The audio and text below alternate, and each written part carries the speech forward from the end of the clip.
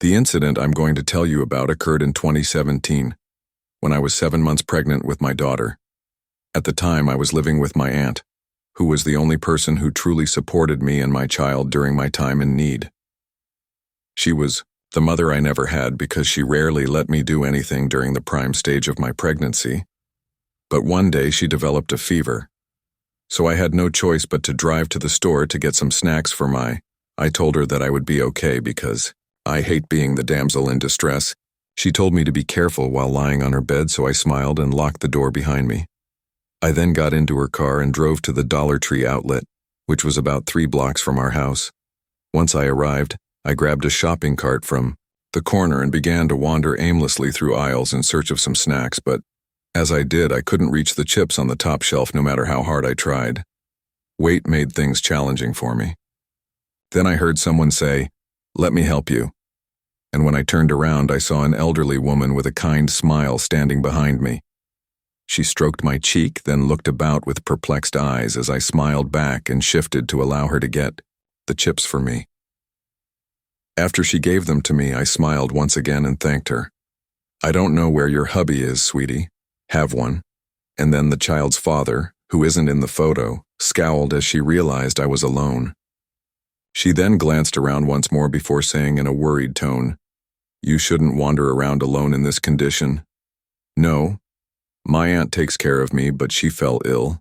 That's why I had to come here today." "All right.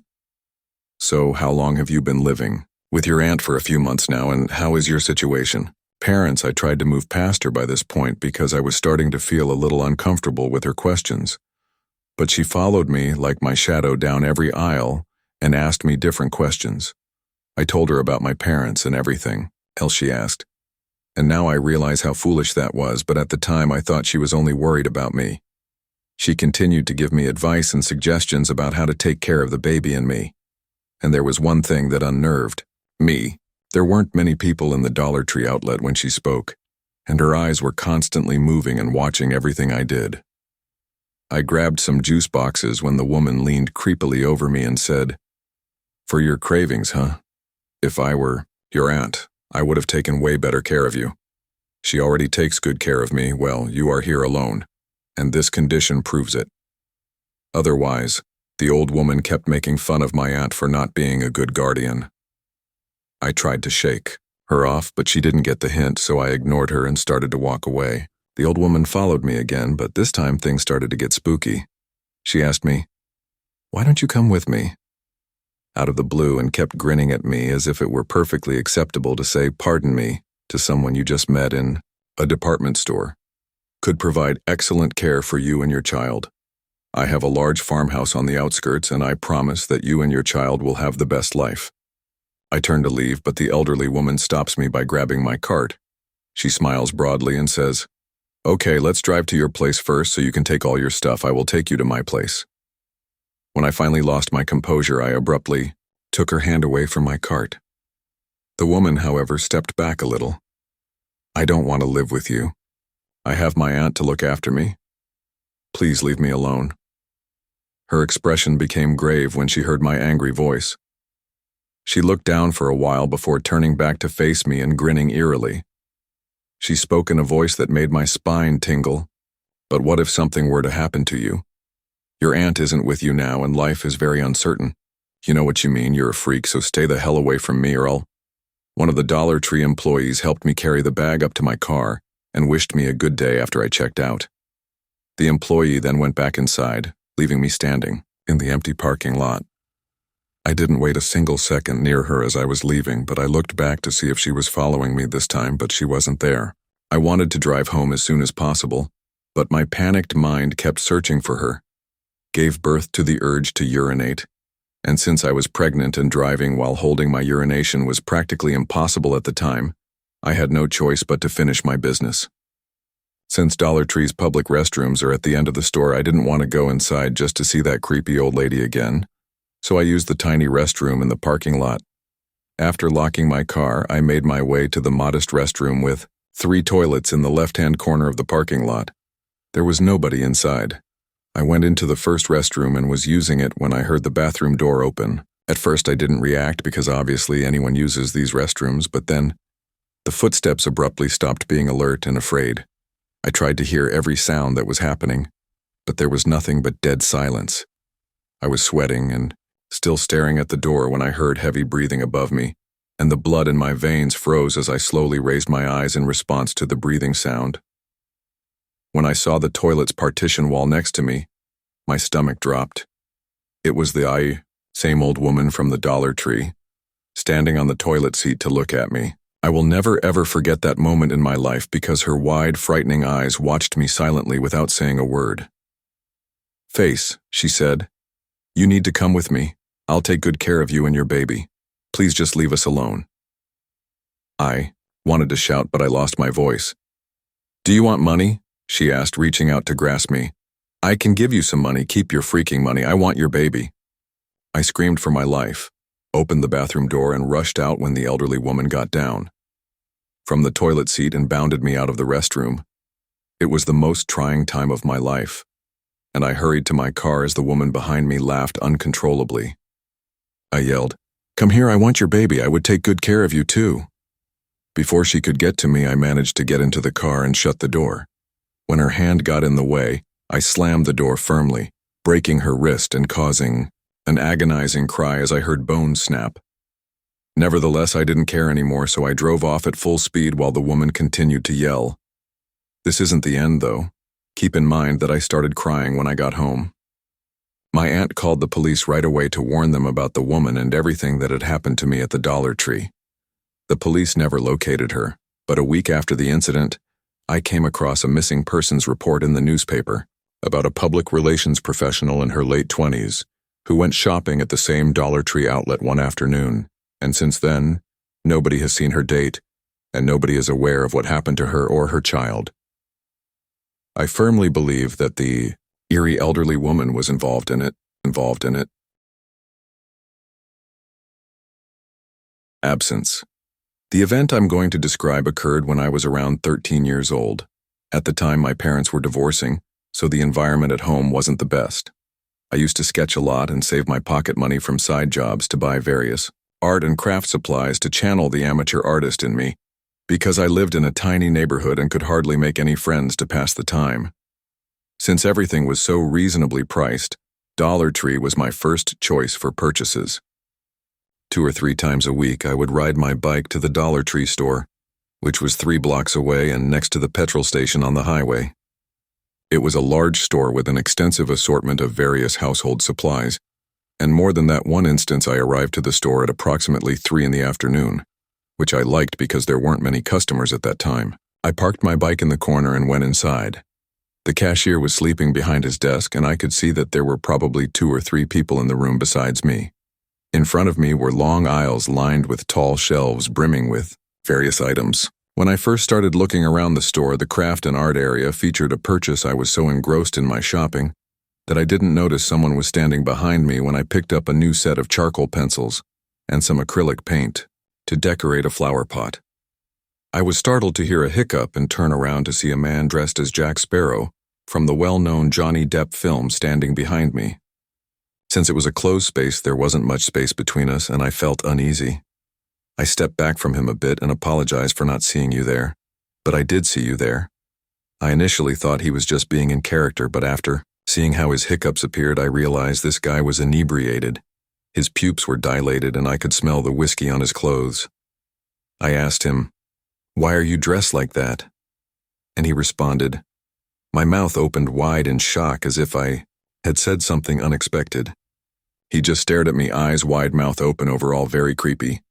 Then he said in a greasy voice, "But I thought I was Jack Sparrow." So I answered, laughing a little. "Oh, you're laughing, so you don't believe me," I said.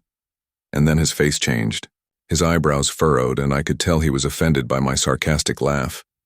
I stood there looking awkward, unsure of how to respond to a foolish question from a drunk. "You're Captain You?" I turned around to leave him after he demanded, "You are the shittiest Jack Sparrow I've ever seen in my whole life." Fortunately, the man didn't follow me, so I walked to the cashier to pay.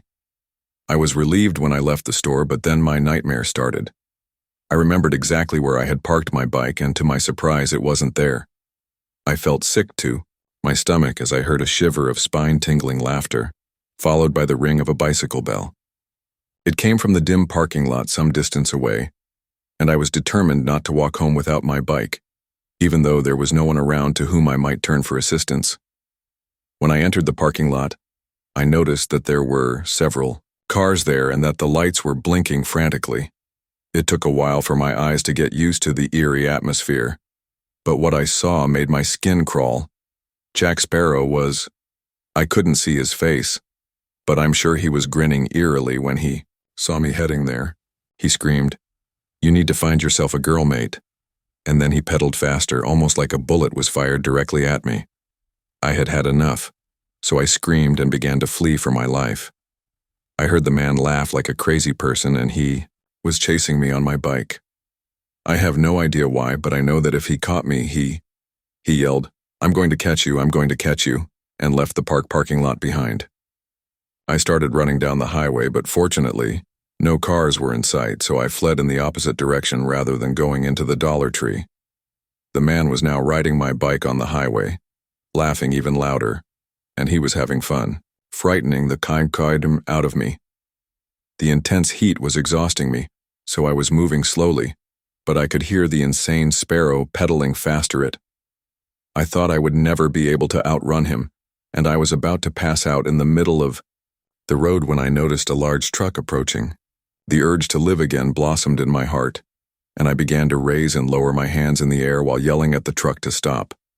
I needed help stopping, and the truck driver saw me and honked the horn. The man had stopped pedaling as I turned around, and he glanced at me before turning to face me, the truck, and then back to me again, knowing that the truck would stop for me and that I had nothing to fear. His angry eyes were burning with hatred, and the evil joy left his face. He slowly got off my bike and kicked it to make it fall on the concrete road. My bicycle's bell broke, and he fled into the woods. When the truck driver picked me up with my bike, I was exhausted, covered in perspiration, and gasping for air. "Please just take me home." When the truck driver dropped me off at my house, I thanked him for his assistance and went straight to my room. I didn't leave the house for over a week, and every time I heard a bicycle bell, I pleaded with him except for showing me the route. I felt chills. I never told anyone about this event because they would never perceive it as a threat. Instead, they would think the insane man dressed like Jack Sparrow was only making jokes. Not a night passes that I had a bad dream about that crazy guy riding my bike and pursuing me in a Jack Sparrow. $1 store for around 6 months a few years ago. After a few months, I would occasionally work alone because we were constantly looking to hire more people, but fortunately, it was never too bad when I was working alone. I worked mostly night shifts until closing, which was at 10 p.m. The store was in a quiet area, and one quiet night when I was working alone, it was raining a little and sprinkled intermittently. Because after 8 p.m., windows facing the IR parking lot were located in the front of the business where the check lanes were. We barely had any customers that evening. The rain must have kept everyone indoors. I kept myself occupied by doing little chores, organizing things, and using my phone. The last hour always seemed to drag on forever, but it was also comforting to know that I would be returning home this evening around 9 p.m. We had no customers at 9:15 p.m., which was okay with me because I always got a little anxious as the lone employee on duty when someone arrived late at night. However, at approximately 9:15 p.m., I noticed a car pull into the wet parking lot. Up until that point, my car had been the only one there, and it was an older vehicle. I saw a man who was somewhat larger and wearing a gray and red baseball cap and a blue raincoat get out of a dark blue four-door sedan that had parked in the nearest spot. He went into the store and proceeded down one of the aisles. I remained by the register at my check lane and checked my phone.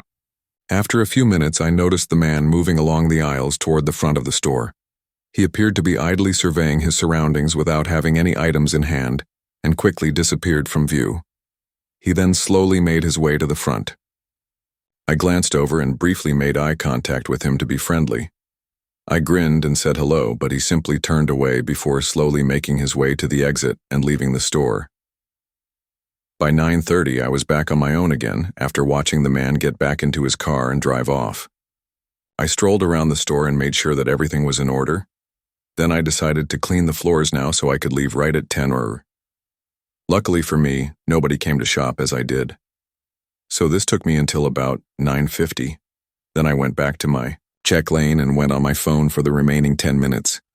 I was checking the time on my phone every minute so that I could close right at 10 p.m. at 9:58 p.m. I had a bad feeling when I saw a car pull into the parking lot, but then I noticed something. It was the same car that had just been there. There was no mistake because it was an older-looking car that was a little odd. The man who had been there about 30 minutes earlier was back, but this time he parked directly next to my car instead of near the store. I had parked a little further away and against a curb.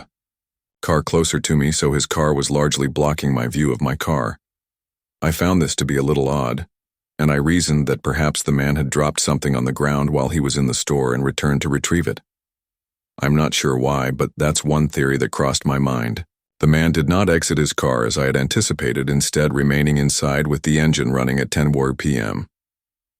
Now that it was time to lock the doors, I approached them while continuing to watch the vehicle in the parking lot. I was a little concerned that he may leave as I got close to the doors or something, but he didn't. I managed to get to the front doors and close them, and then I went to the back area to end my shift. After doing so, I went back to the front in the hopes and sort of expecting to see that the man had left because he could see that we were now closed and that I had just locked up. But the car was still there, looking as if the man was still inside. I had a terrible feeling that he had chosen to park next to me when there were a dozen closer spots, and I considered simply leaving my vehicle and heading out, but my gut told me not to, because what if the man was waiting for me? I chose to wait inside and hoped he would go. I sat inside my check lane, checking my phone every minute or so to see if the guy had left yet, but he was not. After half an hour, it was 10:30 at night, and the man was still parked directly next to my car. I made the decision to text my best friend Brina, who just so happened to she offered to come and pick me up in her car after I explained the situation, and I accepted. I told her to drive straight up to the front doors, but my car and the man were much farther away on the backside of the parking lot. She told me she was leaving, and 5 minutes later I saw her car pull into the lot. I then walked to the front of the store and left, and as she pulled up, she stopped for a moment to let me in the passenger seat, and then swiftly drove off.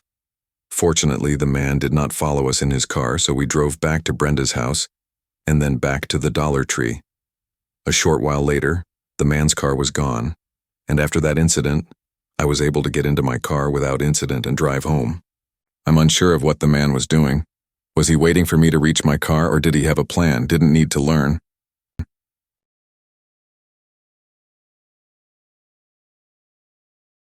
I started working at my neighborhood grocery when I was 16. It was a decent job, and the work wasn't too difficult. Since I lived in a pleasant area of town, the most of the customers were older and wealthier families. There were a few incidents, but they were generally either angry customers or shoplifting attorneys. I worked there for nearly 3 years until I was 18, till June 24, 2008, when I did an 8-hour shift. Shift that lasted until 11. Everything went well for the first few hours, but at 6 o'clock it began to rain. It wasn't just a drizzle, though, it was a downpour. When it came time for my meal break, I realized that I'd left my wallet in my car. I chose to run for it instead of getting an umbrella from Lost and Found, which was a big mistake because I was only 10 seconds from the front doors when I got back inside, and I was completely soaked. About 30 minutes after purchasing a snack and going upstairs to dry off, I came downstairs again, still drenched, and entered the break room. The store was mostly deserted, and I only saw 1 or 2 customers as I made my way to customer service. I was really aback by how few people were there at 7:30, but I assumed that most people didn't want to walk outside in the rain. I returned to the check stand and struck up a conversation with my coworker, Maria. We discussed her children, and I assisted the rare soaked customer, most of whom understood that the lights would periodically flicker a little when they ran out of necessities, like milk or toilet paper, but that was most likely just the storm. Although it was quite far away, I could hear some rumbling in the distance. I said, "I'll refill the shelves tomorrow." After that, I went to the shopping racks and looking outside, I noticed 2 dogs eating out of a toppled dumpster. Behind them, there was a large bush area, and it was moving not like an arbitrary motion, quite choppy and slow ones, when Maria yelled, "Joanna, come and help me." The 2 dogs abruptly turned back and began growling at the bush. I muttered, "What the hell?" and got up to walk to her, confused. I thought I saw something emerge from the bush, but it was moving so quickly that by the time we rearranged the aisles and returned to our seats, it was 15 minutes past closing time. We called Victor, who was our night watchman. When the cleaning man arrived, he began wiping the floors. Victor was also our handyman, living in a small garage behind the supermarket. He came mopping the floor next to my stand and said, "Oh good, you look a little worried." "No, it's nothing, I'm just tired." I said, "Okay, I'll make it quick then, thank you." And I began packing up my belongings while Victor went to finish his work. Victor was always kind to me, and we dated for a while. Anyway, as I emerged and stood directly next to the exit to smoke, I saw that the highway was deserted and encircled by woods. The streetlights added to the ambiance, and as I flickered the smoke, I saw 2 enormous yellow eyes staring at me from that bush. The eyes blinked slowly, stopping my heartbeat. "You left your phone on the desk," Joanna Victor was shouting for me as I turned around, so I hurried inside as quickly as I could, shut the door after me. The lights went out after a massive lightning strike. What a night. "I'll light some candles." "Lighting the candles and keeping them on stands," Maria stated. The silence was broken when Victor sat down by a window and started a cigarette. "What did you say?" "Something is out there," Maria inquired, and I replied, "I believe something ate those dogs because something is outside." "Or Joanna, I'm not sure what you're saying." "Believe me, people, there is something wicked out there. There is a creature that looks like a cat but is enormous. It's most likely a cat that you frightened yourself with." With a flashlight in one hand and a mop in the other, Victor went outside, and Maria followed him since she had nothing else to do. Victor responded, "No, Victor, I know what I saw. Fine, I'll go check it out." "No, don't." Selection. We emerged, and I had to follow them. Victor poked the bush with the end of the mop and then threw his flashlight on it, and as soon as he did, my blood froze. From the bush, a partial head of a cat-like creature appeared. Its eyes watched us, and its long, sharp ears protruded like antlers.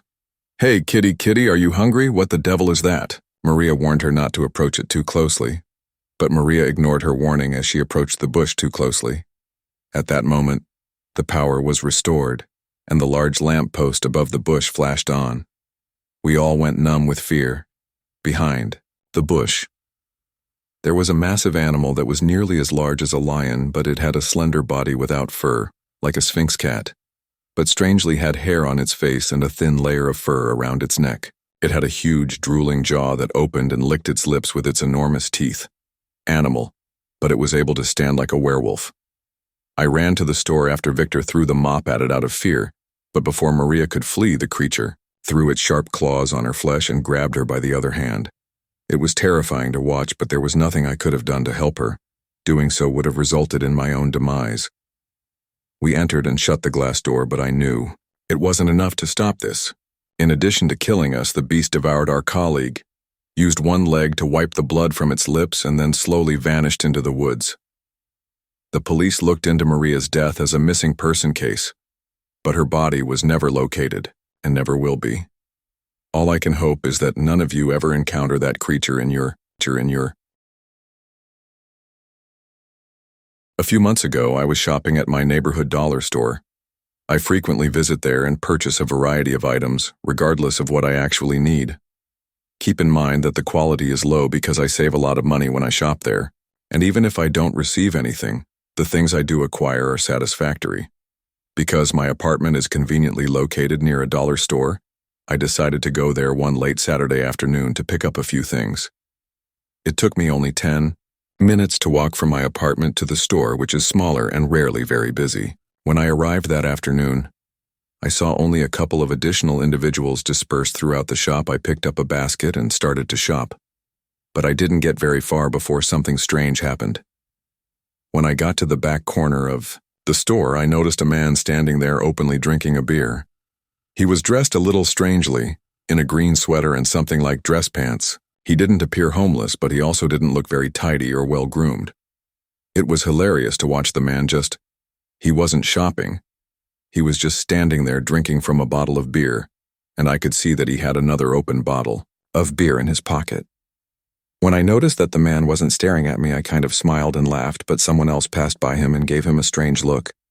I was shopping nearby when I became a little nosy and periodically checked to see if the man was still there. Since alcohol wasn't sold in the dollar store, I assumed the man brought it in with him shortly after He was upset when he heard a store employee approach him and tell him that he was not allowed to be drinking there.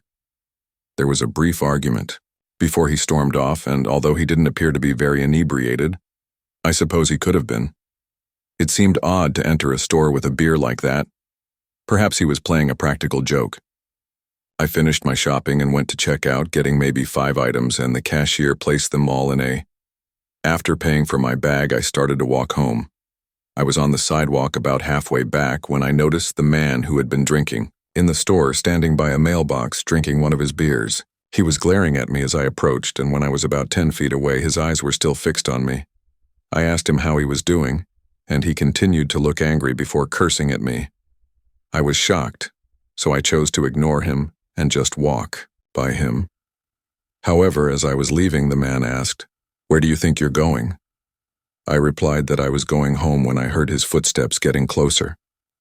When I turned to face him, he appeared even more irate. I explained that I didn't want any trouble and was just trying to get home when he began cursing at me once more. I assumed he must have been intoxicated because his speech wasn't slurred, but there was no other way to explain his unpredictable behavior. I turned to continue walking home, but the man grabbed I wrenched away and started running when he grabbed my shoulder and pulled me back. The man started chasing after me, but he wasn't very quick, so I sprinted all the way back to my apartment and entered. Fortunately, he stopped after me just before my building. After that event, I realized I need to be a little more cautious. I'm not sure what the man's issue was, but I hope not to see him again. I had never felt uncomfortable in my neighborhood before.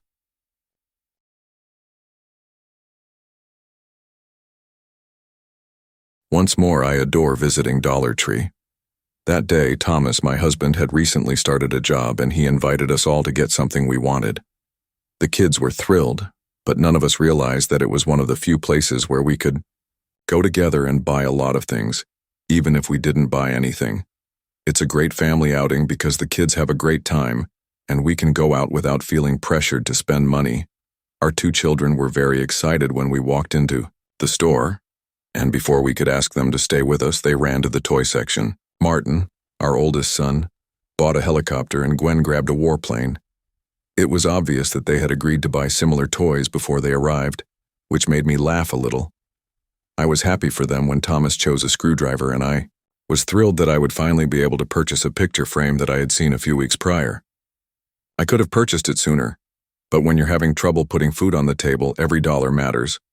I went to get it last in the store, and I was happy to think that I would put it next to my bed and look at the family photo every night before I went to sleep.